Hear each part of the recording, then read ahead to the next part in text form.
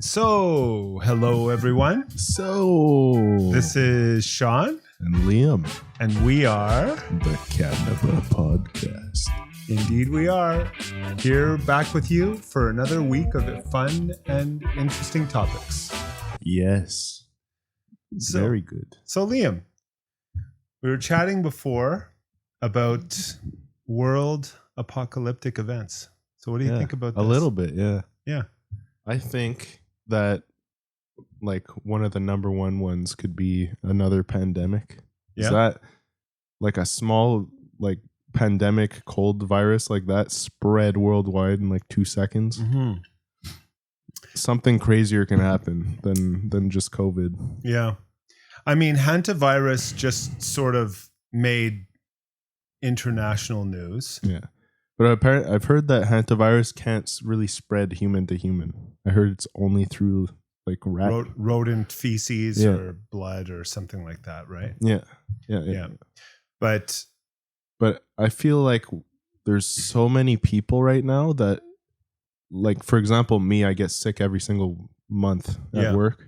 yeah. Just because there's so many people and we're not careful. Yeah. We do not, well, at least in construction, people are coughing and like not washing their hands, whatever. But like the fact that COVID spread worldwide so quickly, if there's something more deadly, it could be like very bad. I think that definitely this is one of the main concerns that people like Bill Gates have. So Bill Gates predicted years before COVID happened that humanity would be impacted by a global pandemic that would likely be like bronchial affected, you know, and then it happened. And he said, and basically what he said is that we're not prepared. No, and we weren't prepared. And we're so concentrated, like way more than we were in medieval times. And even in medieval times, like a third of the world population got destroyed by the Black Plague. Yes. Like, but medieval times is different than now. Yeah, it was much dirtier back then. Yeah, like back then in medieval times, they were literally dumping piss and shit out their windows into the streets, right? Like, I mean, and there were rats everywhere. Yeah. I mean, there still are rats all over Montreal, but yeah, you see them. Yeah, I think you're friends with some of them. Yeah, well, they're not. Some of them aren't that scared. Like I'm walking to work and there's just one sitting on the side of the road looking at me. Are you? No. Yeah. Come on. Yeah. How big are they? I mean, they're decent size. They're like probably the size of a squirrel. Oh my God. Okay. So you haven't made friends with one yet that kind of follows you to work or something. They don't really make friends with the pigeons either. I see them like chasing them sometimes. They probably eat them. Maybe. It wouldn't surprise me. Could be. But getting back to this pandemic thing, Liam, I think you're right. I suspect that COVID was a big eye-opener for the world, and there is now much more resources and funding available to that's government funded to for projects that are associated with predicting when the next pandemic will come, and if a pandemic comes, what can we do about it, you know? But that said, like, I mean, you know, if you've played any of these video games, I mean, I often play the game Pandemic on my phone. Plague, sorry, on my phone.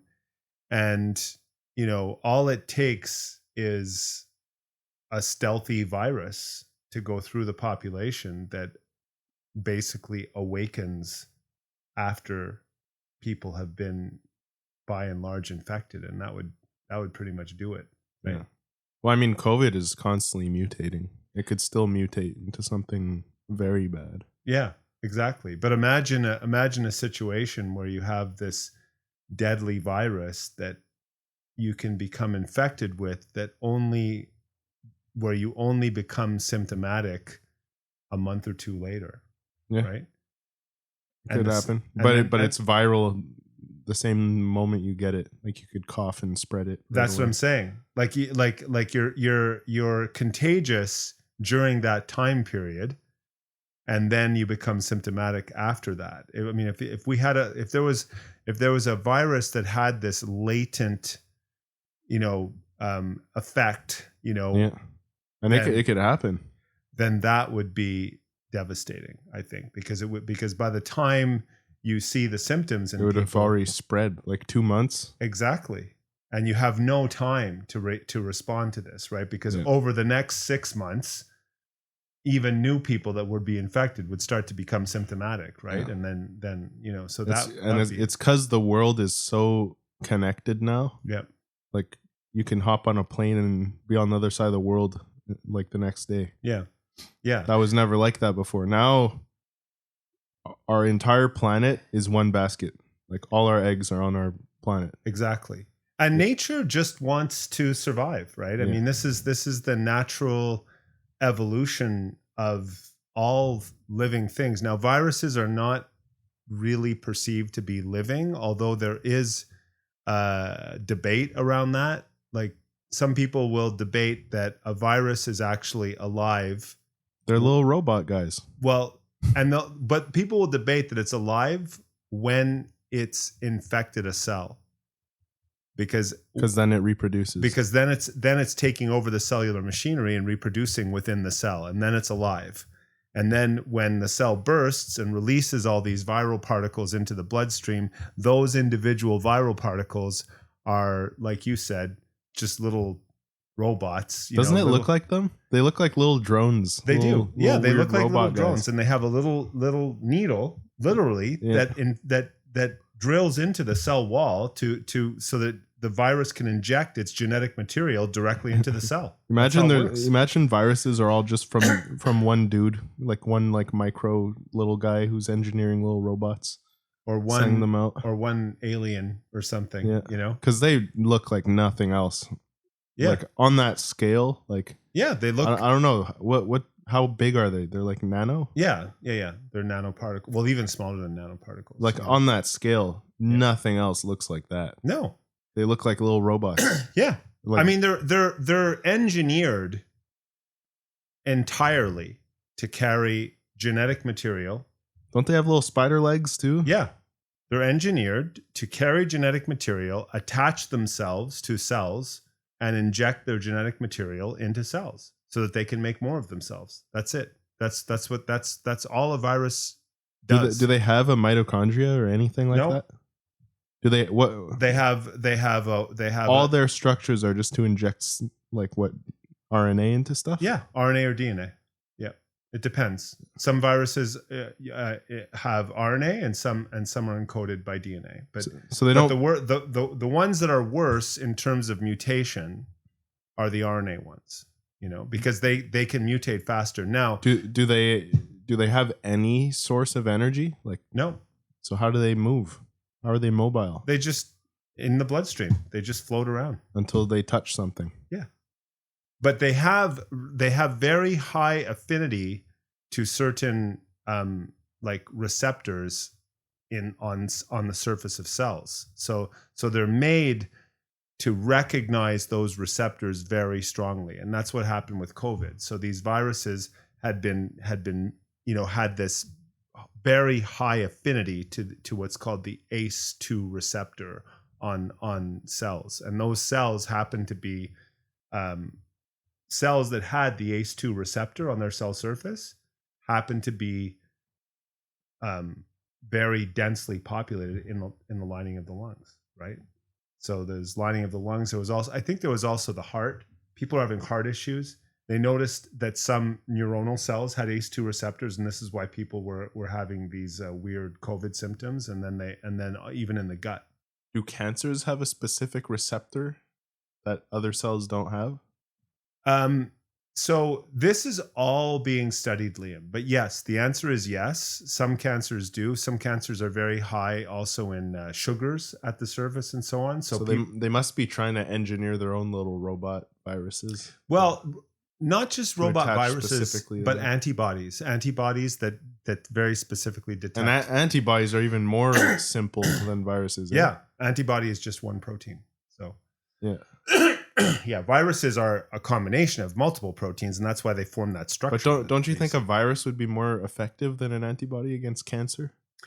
Some cancers actually are combated by viruses. So bladder cancer, for bladder cancer, they literally inject a virus through the urethra into the bladder, and it attacks the cancer that way. There must be some people that are focused on like viral therapy on for cancer. Oh, for sure, absolutely, yeah.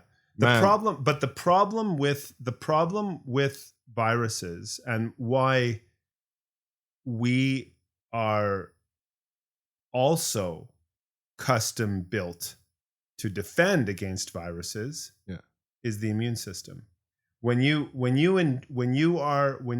body or the body of a living organism encounters a virus, presuming the virus doesn't kill you, right? Like, I mean, if you survive the attack of a virus, your immune system has built up memory cells and antibodies that will very almost instantaneously recognize and attack that virus if you're ever infected again. So you are essentially immune at that stage. But your body forgets eventually, right? No.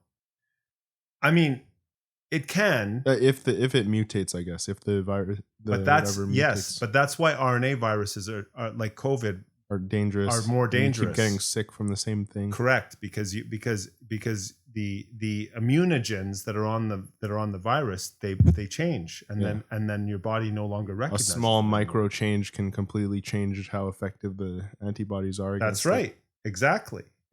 So that's why these RNA viruses are so like difficult to deal with. But as what happened with COVID, the goal of a virus is just to survive. So it's not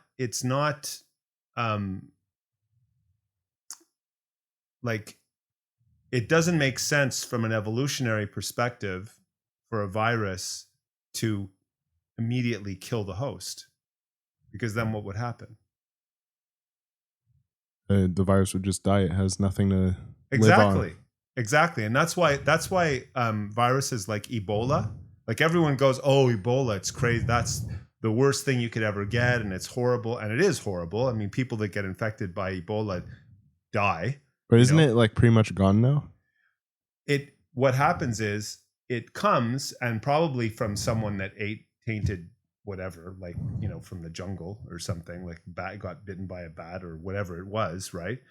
But it will infect a small group of people, and then it just dies off because those people die quickly. Yeah. Like there isn't enough time for those people to infect other people before they die. That's why a virus or disease with like a latent.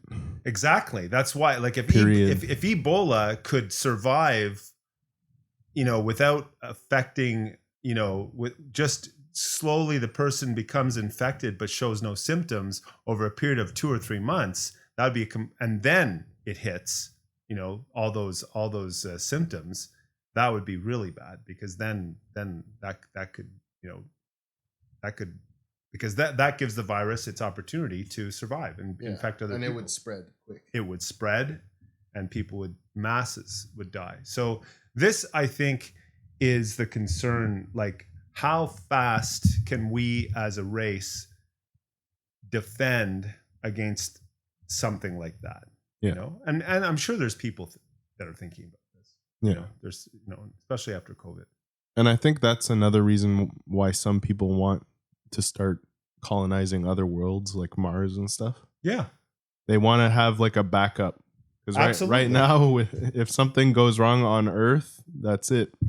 Humans. Well, and there's not just the risk. I mean, definitely a global pandemic is probably the most likely risk. But odds are we'd survive it. There's Odds- always people who are remote and away from everyone else. And there's also innate immunity as well. Like some people, there's always a small portion of the population that are just immune to these infections, right? Yeah. They have natural immunity somehow, you know? So there would still be survivors, even in that situation. But I think, you know, if we're talking about world apocalyptic events, there's also, you know, a meteor. Exactly. I think that would be the most like devastating one. Because Yes. I don't know, like, could a nuke even deflect a meteor the size of a mountain? Well, there's that, you know, and some meteors are big. Yes, like moon sized. For sure. I mean, can a nuke defend against a meteor? That's one thing, and then the other thing is are we as on top of detecting these meteors as we all think we are, right? Like my default in my own brain is that the world governments have somehow coordinated with each other, and we're always watching the skies for meteors that could hit us. But then you hear interviews with some of these people, and they say we're only seeing like 1% of the sky or something like this. You'd have to really hope the meteors are very reflective or something. Like, because you're looking at a backdrop of pure darkness in the background. Exactly. I mean, the only way to tell would be if like a certain star that you're looking at suddenly vanishes and you're like, oh, something's blocking it. Exactly. And then how are you going to follow its direction if you can barely even see it? And, you know, so eventually we're going to see it. Yeah. But will we only see it at the point where there's nothing we can do about it? You know what I mean? And I'm wondering, like, that'd be horrible. It'd be that would be the worst news ever, right? That you get this, you know, you get this news from the president or the prime minister of Canada saying we have a month to go, and then we're you know, it's every man for himself type thing. I'm wondering if nukes would even be the best like option. Like, imagine they send a bunch of small probes out. Yeah. They attach to the meteor and then just start thrusting it a bit in like a different direction. Would that tiny, because space is so big. But would a tiny amount of thrust and change be able to fully like redirect where it's going? It just depends on how much time you have, though. That's the thing, right? Like how far it is. Yeah, like if we're able to, if the technology we have now for looking for these meteors, which I have no idea, Liam, right? But if it's good enough that we're confident with all the telescopes we have around the world that we can see, you know, 99% of any dangerous rocks that are coming towards planet Earth, then potentially we could see them a year in advance. You know, and then you do have time to come up with a plan. I mean, you don't have that much time because you have to develop the technology and then get it off the planet Earth to go there, you know. But, you know, in theory, like we discussed in a previous episode, it would certainly bring the world together like COVID did. Yeah. You know? I mean, the only way I could think of is if you shot light into space and then waited for it to bounce off stuff and come back. Yeah. I mean, I don't know how they do it, Liam. Some sort of light-based radar or something. But it is definitely, you know, I think they've all said, like, people say that we are overdue for being hit by a big meteor. Like the last one that hit planet Earth was millions of years ago. The dinosaur one? Yeah. So we're overdue in terms of a time frame. Yeah, but that's different. Like, space is vast, so I don't know how overdue we are for that. Right. Like, it all depends on what's in our asteroid belt, like in our system. But the other thing we're overdue for is volcanic. Exactly. Giant volcanic eruption. Or earthquake, right? Yeah. Giant earthquake. Like California, supposedly the San Andreas fault is way overdue for a big like shift, you know? And that does make sense for it to be overdue because there's so much pressure and like like movement going on. Mhm. Like the plates are constantly pushing against each other, but at a certain point they're gonna shift Exactly. in one movement, and before that happens, the pressure's just mounting constantly. Yeah. Exactly. It's been a long time now. That's There's also the whatever volcano. What's that park called? Big Yosemite. No, Yeah. no. There's a bigger national park that's supposed to like. I think it's explode Yosemite soon. National Park. No, not Yosemite. No. You're right. It's in the States. Yeah, Um, I don't remember the name of it. it's where Old Faithful is. I don't know that. Is that a horse? I'm just gonna. Sounds like a horse or something from a cowboy movie. Yeah, it's where. Yeah. Where What is that park called?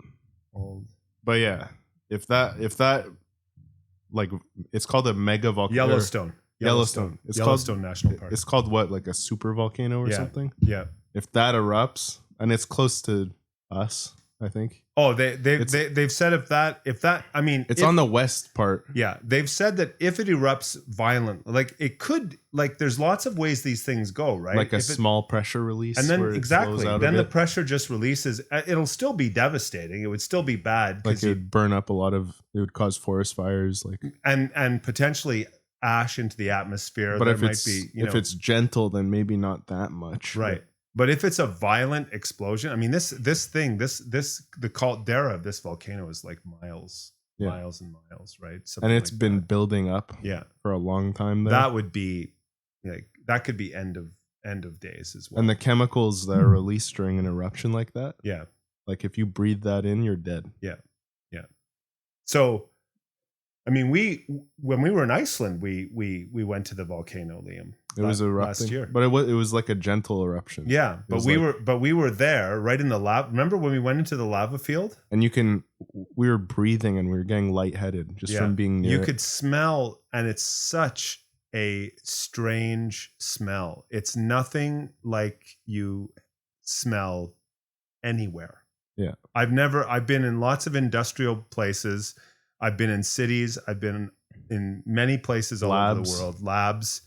And the smell you get from fresh lava flowing out of a volcano that's hardening, because we were right in the lava field, so it was all black It had hardened lava. I guarantee you, if we like hit that lava really hard with something, there'd be fresh lava underneath. Oh yeah, and it was, was- you could hear it crackling and stuff. You could feel the heat radiating off. it. yeah. This was in Iceland. It was quite something. I didn't want to stay down there. No. We both looked at each other and we said, We're like, I'm starting to get lightheaded. Yeah, this yeah. is not a good idea. exactly. We We shouldn't pass out. we shouldn't be here, So, but that's another, I guess, apocalyptic and those are ones that there'd be just nothing you could do Yeah. about. Well, bunkers, like we would still survive it. Yeah. We like a lot of apocalyptic events we could survive. Mhm. Massive earthquake, volcano eruption, we could go underground. Yeah. Survive with geothermal energy. Iceland would be fine. Yep. They're Yeah, all because geothermal. Iceland's whole thing is geothermal, but Yeah. but they'd starve to death quickly because they get all their food is imported. Yeah, but they could build underground greenhouses and That's stuff. true. That is true. Yeah. Like that, we would survive. I can't think of one apocalypse that would absolutely annihilate us. Like maybe Yeah. if the sun disappeared, but that's not going to happen. Yeah. The only one that could really, I mean, I think the fear that like an Elon Musk has and why we need to populate Mars and so on is just is the meteor strike. well, I think that's one, but that's a very small probability. I think the fear is man itself. right? Yeah, like that's another major apocalyptic Yeah, event that can happen. exactly. There are way too many countries with way too much access to nuclear weapons, Yeah. So and And we should never have even like weaponized nuclear technology, exactly. because like they're weapons that will harm. Yeah, it'll destroy your enemy, but it'll also fucking destroy everything else. And it'll render all that land that you're fighting for unusable. for Yeah. I mean, it's hundreds of years. It's a no-win war. It's an everyone lose war. Yeah. Right. But the problem we have now is there are countries like Iran, we've talked about this. It could potentially have access to this technology, who probably those people don't care if they lose. If it gets to a point where they feel like they are threatened and going to lose their power, they'll use those weapons. Yeah. You know? And there's a thing in psychology, I forget the term for it, but the further you are away from someone, the less you care about them, right? Right. I mean, that's a thing for a lot of people. I forget what it's called, but the fact that Iran is so far away from the States, they don't care what happens on American soil. No. They would launch all their nukes if they could. Exactly. I mean, I don't know if they would. Like, maybe they don't want to do that, but if they really hate the States as much as I think, and they have nuclear weapons at some point, yeah, I'm sure they would launch their nukes, because like it's not on their turf. It's not even on their continent. Yeah. They don't care. Yeah. And I don't think they'd care. I don't even think they would consider the retaliative action from these countries. You know what I mean? So this is why, right? You have to, I mean, it is not a weapon that humanity should ever have access to. I agree with you. You know, I'm actually watching a documentary on Einstein about this, and he was against it. I mean, it's from him, right? Yeah. His equations are what fostered and founded the atomic bomb. You know, so I think, I don't know. I think warfare has gotten, I mean, it's always been out of hand and like kind of crazy, but I feel like now it's kind of fully out of hand. Yeah. People are able to shoot each other from like miles away. Yeah. You don't even know they're there. Yeah. You just suddenly die. Yeah. Well, that's the whole premise of these warplanes, right? That shoot missiles from miles away, or drones, right? The drone airplanes that fire missiles, and then you just hear a whoosh and you're done. Yeah. I mean, it's almost, it's like, become unfair now. Yeah, exactly. It's almost whichever country has the most technology wins. Yes. But it's always been like that. Like in the past, people colonizing like places that have natives. They had guns, and then the natives had bow and arrows, right? Yeah. So, you know, what chance? So difference in technology. It's always been about increasing the distance. Yes. Making the other person not able to see you, but you could see them. Correct. Speaking of I mean, moving away from apocalyptic events, which hopefully is, you know, not going to happen in our lifetimes and for many years to come. Let's hope that humanity can come together and actually form peaceful solutions to dealing with their differences. Which I don't know if they can. We don't have a great history of coming together. But related to all of this, in the event of something like this happening, people need to have basic survival skills. Yeah. Which I think is very lacking in our current society. You do, eh? Yeah. Like, there's a lot of people that, like, it's kind of crazy. A lot of people don't know how to swim, which in the city, it's like understandable. You're never going to be near water. But what if something happens? What if you are near water at some point? I mean, Liam, I think our planet isn't like, what, 70% water? Yeah.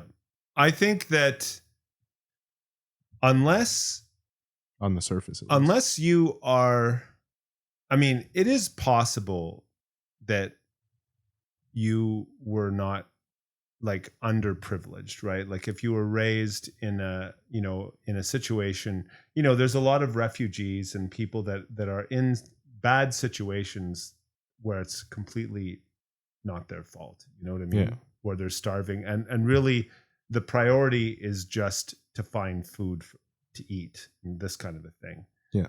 But if I would say that if you are living in a first world country and have some kind of regular income and you live in a society that has access to public swimming pools, you owe your kids. I mean, this as a parent, I wouldn't have dreamed of you guys not learning how to swim, you know? But like like it doesn't even need to be like if you're living in a first world country. Like there's bodies of water everywhere. Well, not in the desert though, right? Like it Well, depends where in deserts, yeah. It depends where you are, right? But- I'm thinking about but if places you're- like you know, like arid Africa or you know in Yeah, the middle of but Australia. I'm talking somewhere. about like places where there's an actual risk of like coming into contact with water. Right. I Like, agree with you. If there's a body of water, you should probably learn like how to swim. if your kids don't know, teach them. Yeah. Because I mean, what if they slip and fall in Yeah. a pond or something? I mean, I would even go as far as saying that your kids should like people should know how to make a basic fire, you know, outside. Like there's a lot of people that don't know how to make a fire. Yeah. You know? Like a proper one. Like if you just put wood in a pile and you burn it, it'll burn, but not that well. exactly. You know? And then I mean and I'm at fault myself, Liam, for this, but I don't know how to hunt or anything like that. I mean, I can definitely plant vegetables and make a garden and this kind of a thing, you know. Yeah. I could forage, you know. Mm-hmm. I could fish, but I don't know how to hunt. You know, like I wouldn't know how to do that. So, you know, if an apocalypse happened and I needed to rely on, But yeah, but that you'd be able to figure out. I guess. Like building a fire is something that is life and death. Oh yeah, in the moment. Like, absolutely. If you're out in the elements and you don't have a fire and you're starting to get really cold, in 3 hours you could dead. Exactly. Like in the wild, in a survival situation, I think shelter, like finding water is very important, but you could Yes. survive 3 days without it. Food, you could But you- survive 3 weeks without it. But you need fire. But shelter and fire, if Yeah. you're in the exposed to the elements for like 3 hours, Yeah. you could die. But even to eat and to drink water, you need fire because, you know, you can't just go and drink water from a random river or Yeah. brook either. You need to boil it, right? So, Because in the wild, like getting sick is a no-go. well, you're like- just going to die Yeah. at that stage. You don't have anything, right? Yeah. No medicine. You have to be nothing. extra careful, boil everything. Exactly. But even then, like, imagine if you're in a situation where you have nothing to boil water in, you know? You could collect rainwater. There's a bunch of different things you could do. Yeah, I guess. There's one method where, like, if you have access to like plastic or like some sort of material right. that's like translucent, Yeah. you could. Some people bury leaves in these pits they dig. Yeah. Put the translucent material on top and a bucket, and basically, though the sunlight will extract the water and evaporate the water from the leaves, it'll get stuck to the film of translucent material and drip into the bucket. Oh, that's so cool. Yeah. So there's always a way to get water. Right. You Water just- that's potable. Yeah. Water that's drinkable. You just have to like know how to do it. Right. But a lot of people would not know. Right. So, You never know what could happen to get you in that situation, and it's a matter of life and death. yeah. I feel mean, like at the top of a list of basic survival skills should be, I think fire. swimming. Oh yeah, swimming. Learning how to swim should be the top of the very top of the list, and then after that, it should be, you know, how to build a fire, Mhm. how to make a shelter, and then after that, I guess would be how to forage. Yeah. At least basic things like what can I eat in the woods? What is edible and not edible? You know what I mean? Well, yeah. And there's a list of like things that you should do to figure out that. Isn't there a book? There are field guides to plants and stuff, but Yeah. like if you're in the wild and you don't have access to that, there is a list of things you can do to figure out what's edible and not. Really? It starts where you take the plant and you rub it on your skin, and then you wait a while, and after a while, if there's no rash, then you rub it against your lips. Are Wait you a while. serious? If there's no like irritation or discomfort, then you take a tiny bit and you like eat that tiny bit of the plant. Okay. If you get a reaction, don't eat it. If you Okay. don't, then try a bit more. And if it's fine, then you've discovered a good plant that you could eat. Okay. That's interesting. Yeah. Because, you know, without a guide, what do you do, right? Yeah. You know? But you have to be careful because, like, if you if you eat a bit of plant and then you immediately are like, okay, it didn't do anything, you eat a bunch. If it gives you diarrhea or something, you could die. Exactly. In the wild. For sure. So you eat a bit and then wait a full day. And if you get nothing, then you're good. Right. In the meantime, hope that you catch something that you can actually eat. Yeah. You know? Protein. It's a long process to figure out what's good or not. Yeah. No kidding. You could die of starvation in the meantime. Yeah. But common things like raspberries, strawberries, you'll know. You could eat that. Do you find that people today are just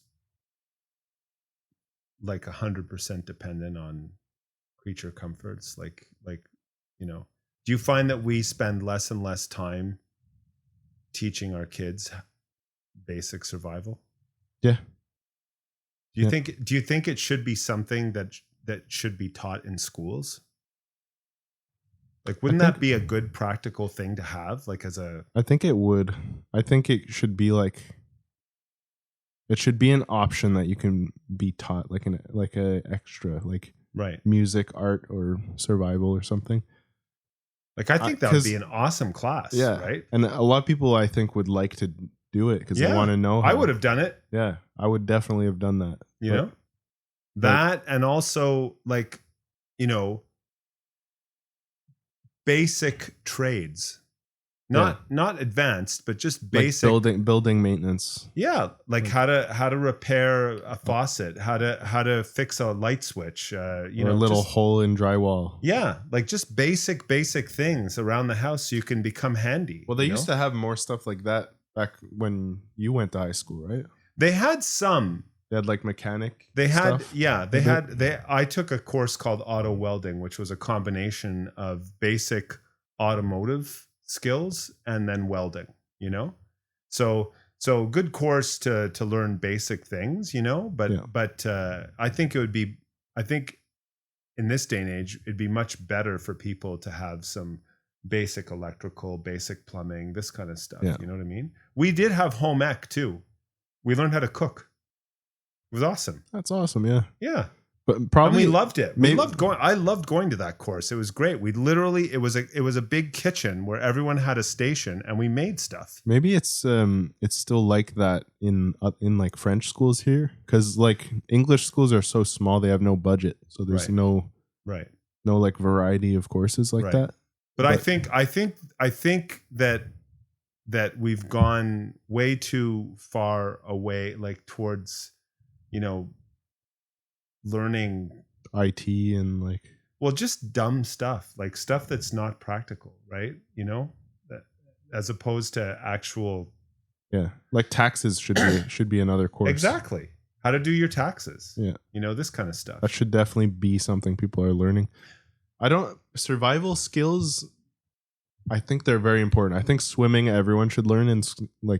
And it should be in school. Because many people drown every year. Exactly.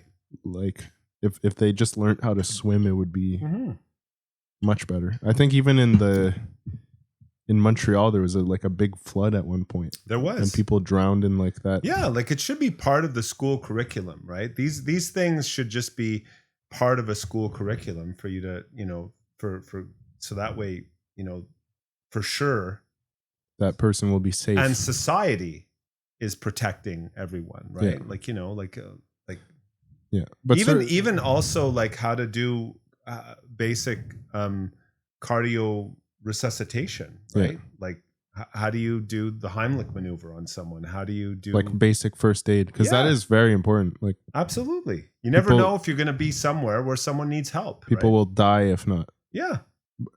Survival skills, I think it should be mandatory if you're interested in wilderness activities like hiking or camping or stuff like that. Then you should take a course on that. Yeah. Well, because you never know where you're going to be, right? Yeah. And if you're out hiking and you get lost and you don't have the skills to like survive out there, you're going to die. Yeah. Right? So, which brings us to talking about human society and stuff, you know, what do you think would be the ideal human society, Liam? Like, what do you think? Do you think our current society is are we heading in the right direction? That's a hard question. Like, I don't think our society is that good right now. I think we're trying to improve things and stuff, but it's difficult to get like anywhere in this society right now. In what way, though? What do you mean by that? I think that there's so many people packed in one place that it's hard to feel like you're making a difference, or it's hard to feel like you're valued or stuff like that. And not just packed in one place, but packed like there's millions of people per city. I would say packed in one ether space as well, right? Yeah. Like we're all connected now, right? Yeah. Like this is like everyone's on the internet. Yeah, and rates of like depression and mental illness is skyrocketing. Mm-hmm.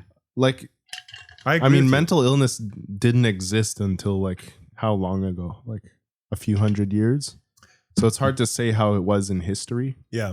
But I know right now there's a ton of it. Like, yeah, I'm sure therapists are getting a lot of work right now. Mm-hmm. But it can't be a coincidence. I mean, it like our society is so huge and interconnected, and millions of people in one place, everywhere, and mental illness is going up like crazy. There must be a correlation. So is this, and you think this is a feeling of isolation of people feeling more isolated now? Is that it? Or I think it could be. There's or that that they realize that they're just a very small speck in a very large population, not making much of a difference. I think it could be a combination of a bunch of that. Right. Like it could be they don't feel like they're like adding anything. Like making a significant contribution. Yeah. They're just insignificant. Yeah. And they're just like living day to day like a robot. And they'll just be doing what they're doing. And in the end, they'll just be forgotten. Yeah. Like if people thinking that if I die tomorrow, no one will really remember me. Yeah. Type thing. And also there's so many people that you can only know so many people. Like if you make friends everywhere you go, you're going to eventually start forgetting people. You can't keep up with that many people. So I think that a lot of people just try to avoid like making new acquaintances now. Right. Or in public, people avoid talking a lot and they just like walk away from each other, try to avoid. Why do you think that? Contact. Why are people doing this? I'm not sure. Maybe there's a lack of trust now because there's so many people that like you're able to hide what you're doing.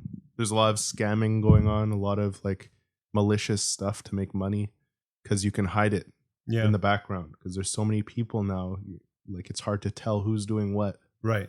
So you don't want. So maybe there's a lack of trust now. Right. Because there's so many people. Right. And you care about your own group, your own people that you know. Yeah. Not about everyone around you. But I find even now with people in their own groups, there's still the default now more and more is to isolate yourself. Like even if you have a friend group, you're not seeing them. You know what I mean? People are just staying home. People are just isolating. Because you can now. Because you have all the tools to do so.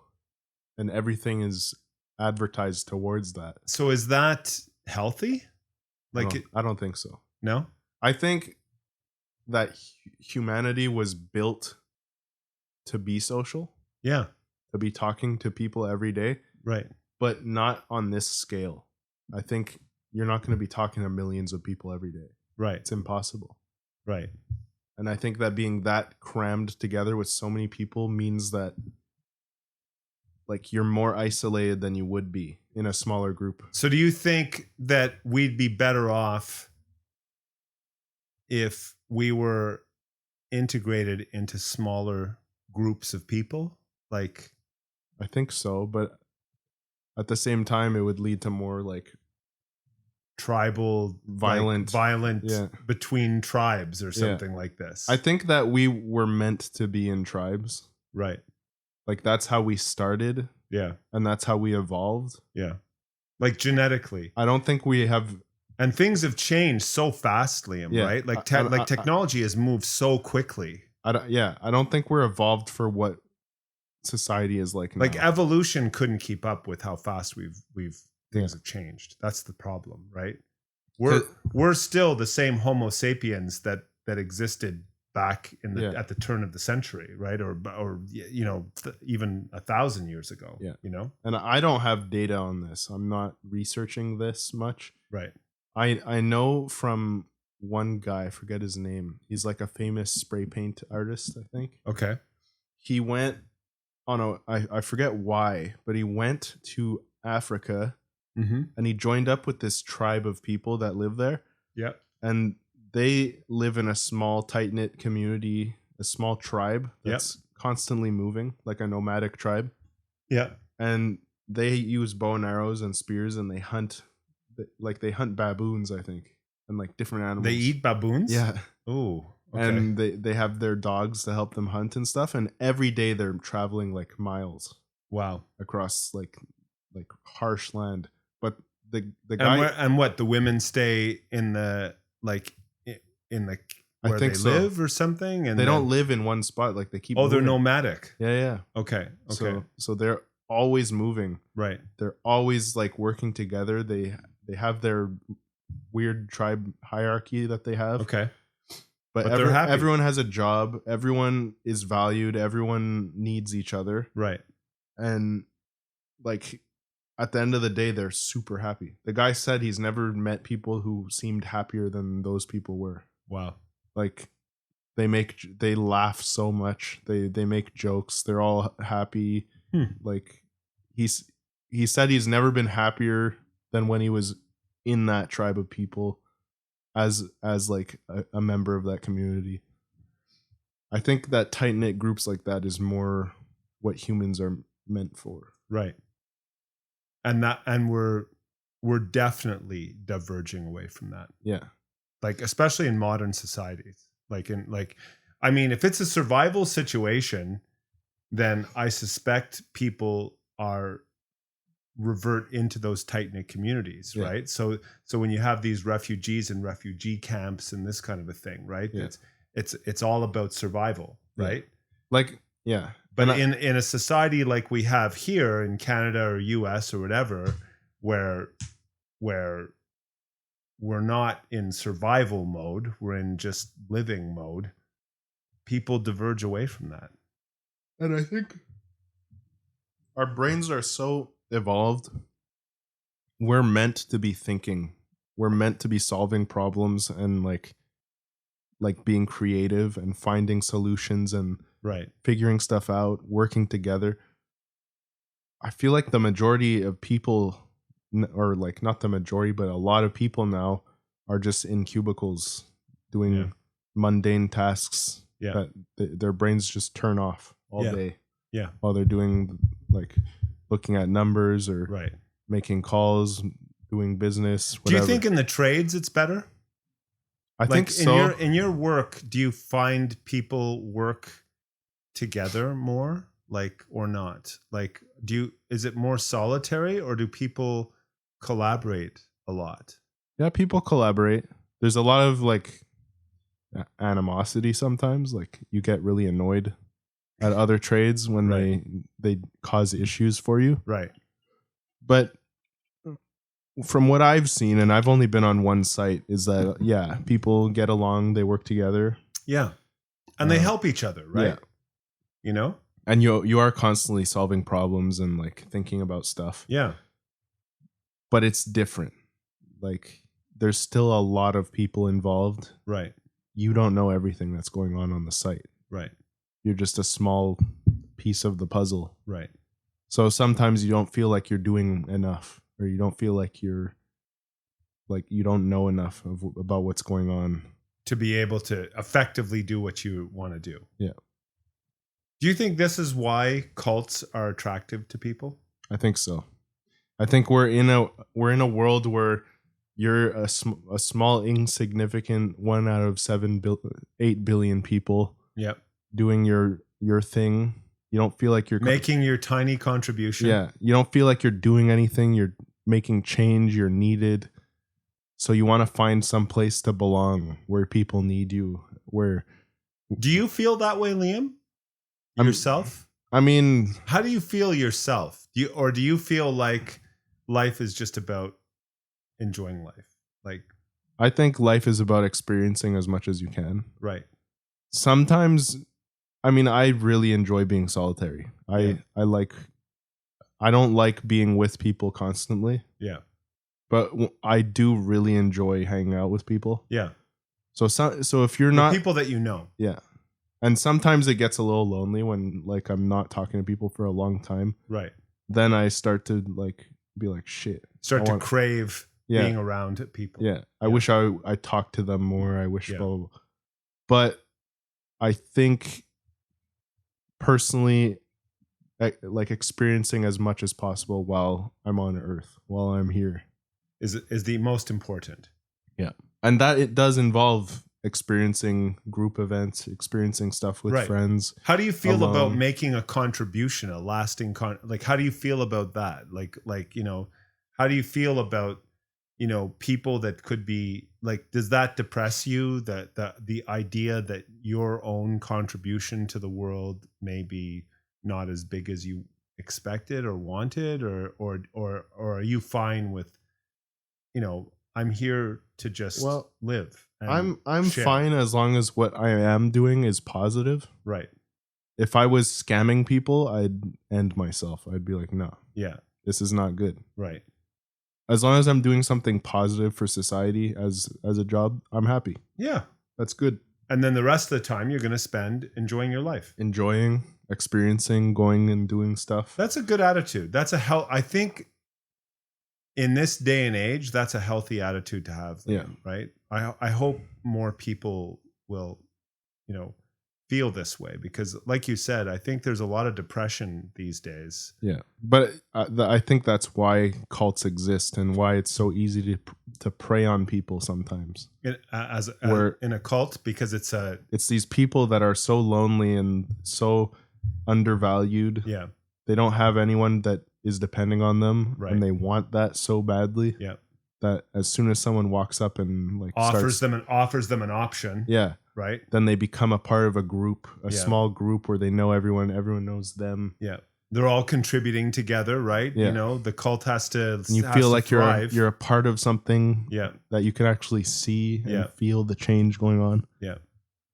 I think that's why it's like a big problem. Yeah. For sure. Yeah. It's always going to be a problem. Yes. I don't think that cults are just going to disappear. I could actually see cults actually increasing now that because of all of this. Yeah. Now that people are so isolated. Yeah. Yeah. So be careful about that, everybody. Yeah. But some people know they're in a cult and they still stay. Yes. But there is I took a course, Psychology of Cults, long ago. And there is a psychology around this. Like, people become brainwashed, Liam. Yeah. And they don't realize that the cult is having a very, very negative influence on their lives and has actually imprisoned them in their or life. caused them to kill themselves in those weird cult like. Well, I mean, those are the rituals. Those are the extreme circumstances, but there are, but most cults aren't that extreme, right? Most cults, they want more and more members to make more and more money, and all these funds go directly to the whatever it is, the Grand Poobah, whoever, the head of the cult, right? Big chief. Yeah. They're the one, and they know exactly what they're doing, but the mentality, the psychology in these cults is really dangerous. They become brainwashed. Yeah. You actually have to hire, like if you want to get your loved one out of a cult, there are professional They have services. People. There are professional Man. people. They're called deprogrammers.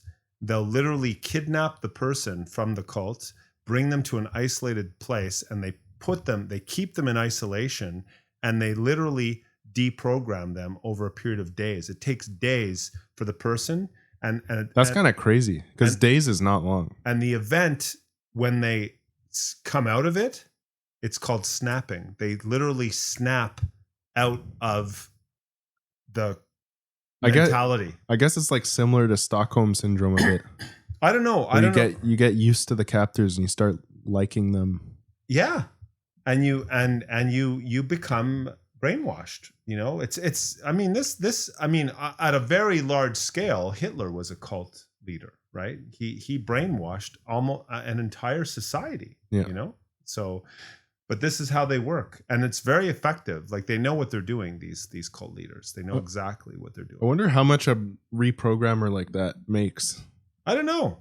It's a good question, you know, because there's a lot of people that, you know, have lost their loved ones into these things, right? And they want to see them back, like because they won't even let them. Like the cult won't even let them leave, right?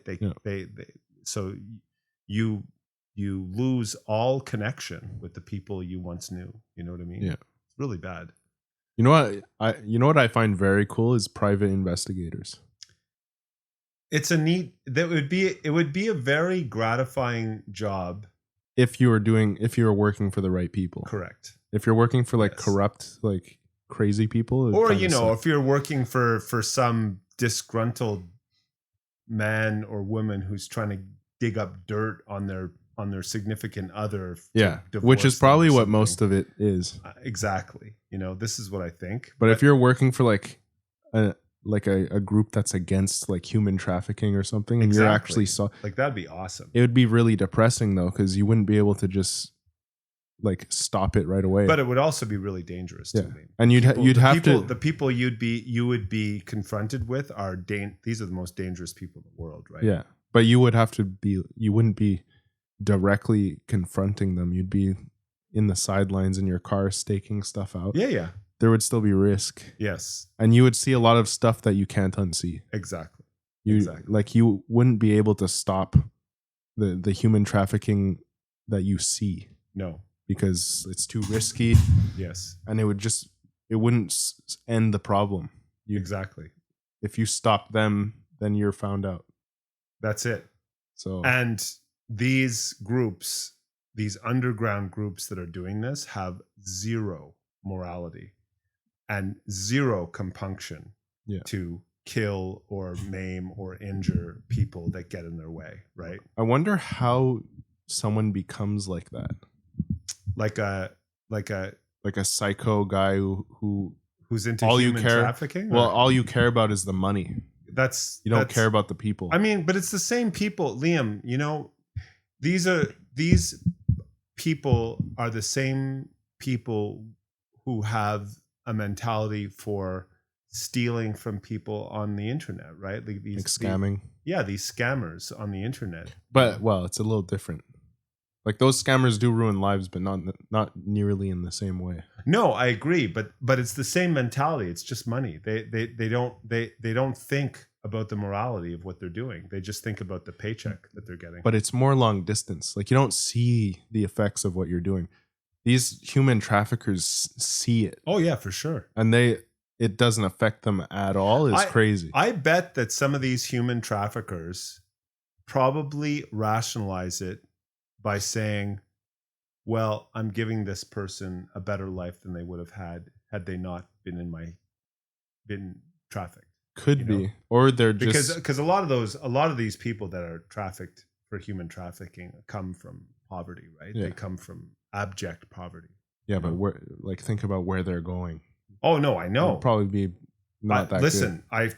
Liam, you're preaching to the choir here. I completely think that whole thing is horrible. Yeah. But those people I'm just telling you what someone in that business, if you will, might think to rationalize this for themselves. Or they're just like complete like psychopaths. Yeah. They think about people at all. Yeah. But, you know, as are their customers. Imagine there's people that actually buy these people, right? They're wealthy people that you know, that are involved with this. That's insane. Who are equally have no morals, right? Like they think because of their wealth that they are beyond the reach of the law. I wonder if they're like born with like brains like that make them think that way. I don't think so, Liam. I think you think it's how they were raised. No, I think that power corrupts. I think that as you become more powerful in your life, you start to believe that you are untouchable, you know?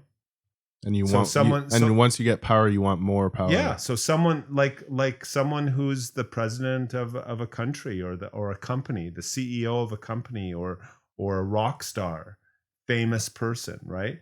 You start to believe that no one can touch you, that you can do whatever you want, right? Mm-hmm. That's why you hear all these crazy stories about these rappers and singers and stuff that, you know, that you find out that they've, you know, raped people or but that's it. Like even tortured people or this kind of thing. Even if you are untouchable, you have to have something wrong in your brain if you want to do that to people. Like it doesn't matter. But maybe it's just like a power trip. More than that, maybe it's just that you've experienced too much. You've had the resources to experience everything, and now you're just reaching for the next high, the next hit. You know what I mean? Which is hurting people. Yeah. I don't know. I wouldn't think so. I would think that there's just something wrong with you. Like completely wrong. I mean, for sure there's something wrong with you, Liam, right? For sure for sure there's something wrong, but I think that I don't think that if you put a normal person and gave them power that they would do. I do. I disagree. I think you can learn. I think you could learn to be corrupt. But I don't think corruption equals become a psychopath and human traffic people. No. Like I don't think even if someone gets corrupt, they're not going to instantly start killing people. They're not going to resort to that. Not instantly. And I don't think But things become easier and easier, Liam, to do, right? Like you start like take someone who steals, right? It starts with petty theft. It starts with pickpocketing or stealing something from the store, right? Shoplifting. Yeah. And then it goes to stealing stuff from someone's house. Breaking and entry. Then it goes to car theft and so on and so forth. But with that, it depends on like what the motive is. Are you there to steal because you need to steal? Do you need the money, or are you stealing for the rush? Some people, it's either or, right? Because I feel like for the people who are stealing because they need to, it's different. Right. They need it to survive. They're going to learn better ways to do it because they need to survive. Right. There's no other option for them. People who are addicted to it, they're going to keep doing it because it's their hobby. It's what they love to do. They're going to increase how they do it. Right. I feel like for fucked up people that are doing human trafficking or killing people, it's something they're addicted to. It could be, Liam. Something messed up in their heads. I mean, you know, these people do get caught and they do go to jail. Mm-hmm. And it's like animal cruelty. Like, you have to be messed up. Liam, you have to be super messed up to have anything involved with hurting young innocent children, right? In any aspect, there's something wrong with you. To not want to go the way of helping these people as opposed to going the way of hurting these people, right? Mm-hmm. There has to be something wrong, you know? But can good people get involved with this and then rationalize it in their heads in some way? I think it's possible. I think someone could rationalize their way into believing that what they're doing is okay. You know what I mean? Because of money. Because of money and whatever, power and whatever it is, right? And it's just like, you know, but I mean, and it really depends on your morals and your values that you're raised with. yes, exactly, 100%. And Liam, this was pretty heavy session, I would say. Yeah. But on that note, we've hit the hour mark, so we're done for this week. And it was what a depressing way to end that last topic. It was. But I mean, these conversations kind of go wherever they go, right? Yeah. So I'm Sean, and I'm Liam, and we are Liam the Cannabis Podcast. Have a good week, everybody.